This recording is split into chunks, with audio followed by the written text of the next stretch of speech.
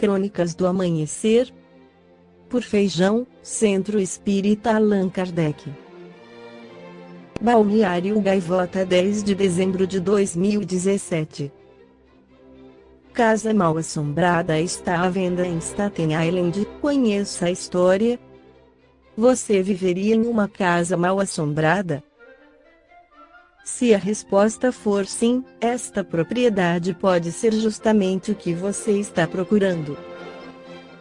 Localizada em Staten Island, no estado de Nova York e lá, a mansão tem um visual um tanto quanto macabro por dentro e por fora, mas até que parece um bom negócio. É claro, isso para quem não conhece a história do local. Segundo informações do site Curbed, a Casa Mal Assombrada foi construída no final do século XIX por Balthasar Kircher, um imigrante alemão que fabricava tijolos e criou uma das primeiras cidades operárias local em que todas as propriedades pertencem a uma empresa de Nova York, a Kircherville. Porém, além de ser o responsável pela construção das diversas casas de operários da região, o alemão também concentrou esforços em assegurar o futuro dos filhos, construindo esta mansão para Edward e outra idêntica mais ao sul da cidade para Charles, e é aí que as histórias tomam um rumo sombrio. Em 1894, Edward cometeu suicídio dentro da casa, enquanto a propriedade de Charles pegou fogo em 1930. Desde então, a mansão carrega a fama de ter energias ruins e fantasmas que podem ou não ter más intenções vagando pelos cômodos. Essas especulações ganharam ainda mais combustível quando, em 2005, o caseiro da propriedade, que também era um assassino de aluguel, matou o criminoso Robert M.C. Kelvey e queimou o corpo no porão. Detalhes da propriedade. Apesar de as histórias serem bastante conhecidas, o anúncio de venda da casa não cita o passado sombrio da propriedade. No lugar disso, descreve a mansão como um lugar de muitas possibilidades, afinal, antes de ser colocada à venda, ela já foi utilizada tanto como restaurante quanto como espaço para eventos, casamentos, jantares, etc. Com aproximadamente 306 metros quadrados e localizada em um terreno de 1,25 acres, a casa possui 7 quartos, 3 banheiros, diversas salas e uma cozinha industrial. Além disso, a propriedade mantém vários dos detalhes originais de estilo vitoriano e nós ainda não decidimos se isso a deixa mais bela ou mais assustadora. Ficou com vontade de viver na mansão e descobrir se ela é mesmo uma casa mal assombrada?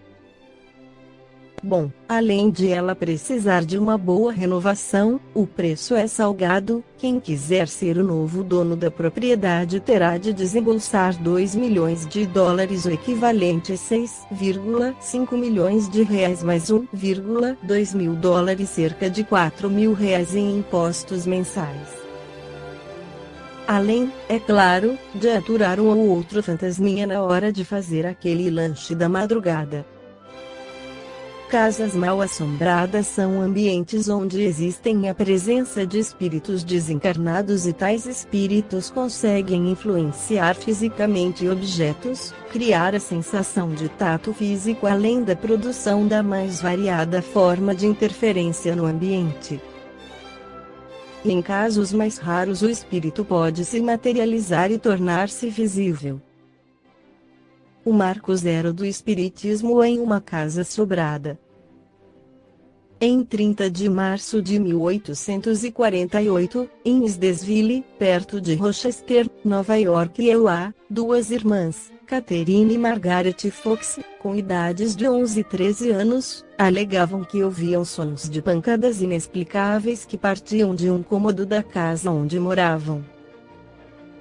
As meninas, diante de tanto barulho, ficavam tão alarmadas que não queriam mais dormir sozinhas. Os fenômenos eram mesmo estranhos. Sua mãe teve então a ideia de fazer algumas perguntas, cujas respostas foram dadas por meio de pancadas. Uma pancada significava sim e duas não. Um vizinho ajudou com a genial ideia de usar o alfabeto. Estava, assim, estabelecida a telegrafia espiritual, naquela memorável noite de 31 de março de 1848. 9 anos antes de o Espiritismo aparecer, 18 de abril de 1857. As respostas que vieram através das pancadas, eram de um espírito cujo nome era Charles B. Rosman. Ele era mascate e foi assassinado, havia 5 anos, pelo antigo inquilino daquela casa, e que seu corpo se encontrava sepultado no porão. 56 anos mais tarde, isto é, em 1904, encontrou-se o esqueleto de um homem na parede da casa que fora ocupada pelos Fox.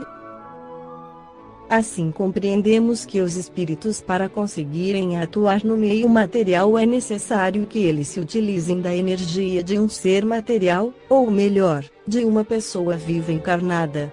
Dificilmente há casas mal assombradas onde não há pessoas vivas.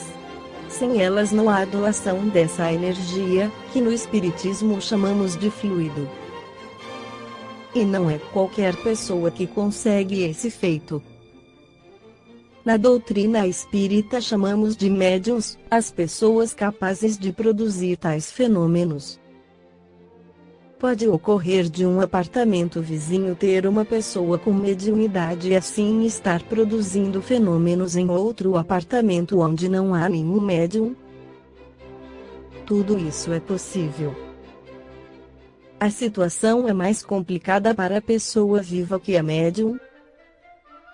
Nesse caso, onde quer que ele esteja, poderá ver espíritos, vultos, efeitos físicos, vozes e tudo mais a todo instante. Dessa forma são as casas mal assombradas de verdade. Logicamente que há muita fraude, principalmente quando é para conseguir atingir boa quantidade de público em troca de audiência.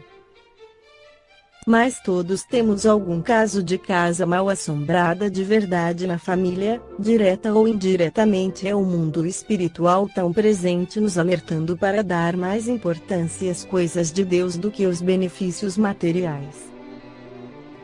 O assunto é vasto e facilmente pode ser estudado seriamente através da doutrina espírita, que ilumina o caminho da vida eterna através do conhecimento, basta estudar. Esta foi a crônica do amanhecer de 10 de dezembro, por Feijão.